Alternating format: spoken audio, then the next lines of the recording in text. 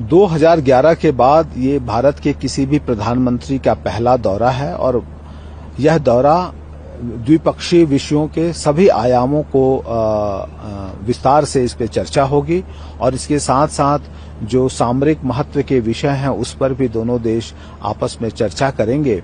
इस दौरे का मुख्य मकसद इथियोपिया में हमारे जो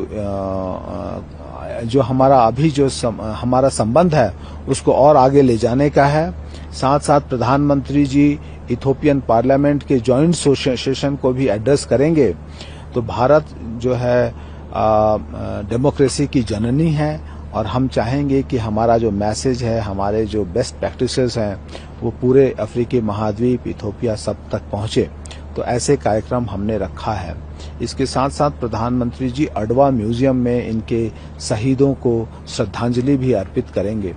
तो इस दौरे के दौरान आप ये पाएंगे कि हम दोनों देशों के संबंधों के सभी आयामों को पे चर्चा करेंगे और उसको सार्थक और आगे बढ़ाने के लिए जो रणनीति होगी उस पर हम विचार करेंगे। सर, ये जो विजिट है सर कितना लॉन्ग स्टैंडिंग है between the diplomatic relations between India and Ethiopia?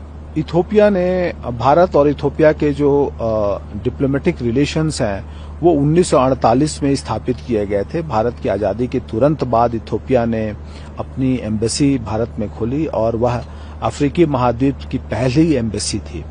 तो निश्चित तौर पर आप इससे देख सकते हैं कि हमारे संबंध कितने पुराने हैं और कितने मजबूत हैं। तो निश्चित तौर पे दोनों जो देश हैं उनके जो डेवलपमेंटल एजेंडा है सेम है। दोनों के पास जो है तकरीबन एक ही सा विषय है जिसको उन्हें एड्रेस करना है, जिसमें कि एग्रीकल्चर, इंडस्ट्री, एम्प्लॉयमेंट, स्किलिंग और जो नई टेक्नोलॉजी आ रही है उसमें कैसे हम अपना शेयर को बढ़ा सकें।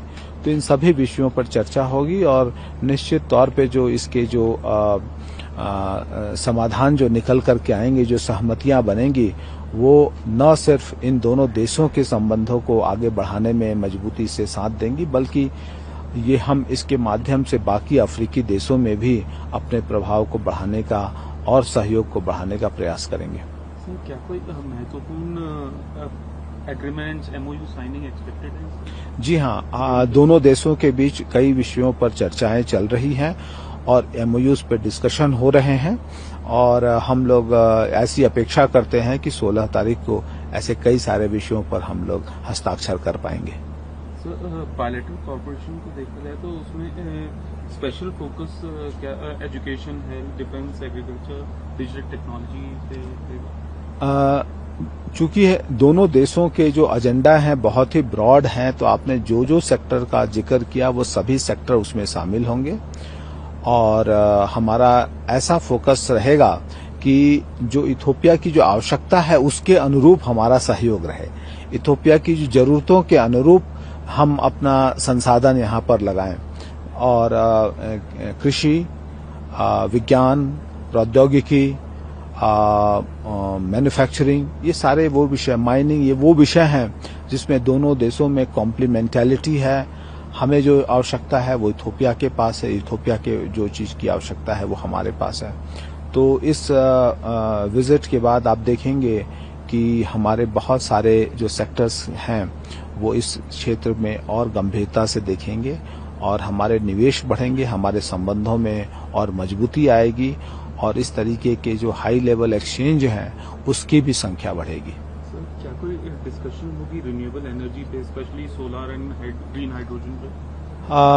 आपको ये बताते हुए मुझे एक विशेष खुशी है कि इंटरनेशनल सोलर अलायंस के माध्यम से भारत बहुत सारे ऐसे प्रयास इथियोपिया में कर रहा है जिसमें कि जो जनसंख्या ऑफ ग्रिड है उनके लिए स्पेशल सोलर बेस्ड सॉल्यूशन खोजे जा रहे हैं।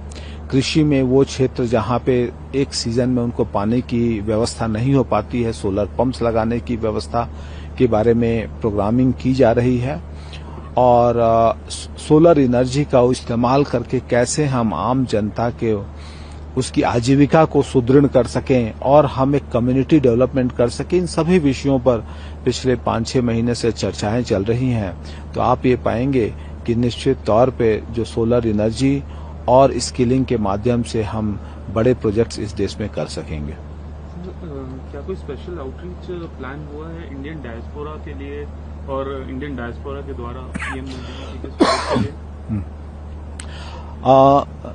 2,500 भारतीय इस देश में रहते हैं और सभी भारतीय बहुत उत्सुक हैं। साथ में एक बड़ी इथोपियन जनसंख्या भी है जिनका भारत से बहुत लगाव है, भारत से बहुत जुड़ाव है। ये सभी लोग मिल करके माननीय प्रधानमंत्री जी के स्वागत में बहुत सारे कार्यक्रम करेंगे। 16 तारीख को जब प्रधानमंत्री जी का आगमन होगा, उसमें नृत्य है, श्लोकों का पाठ है और कुछ जो उन्होंने विशेष रचनाएं की हैं वो भी जो है वो प्रधानमंत्री जी के सामने रखेंगे।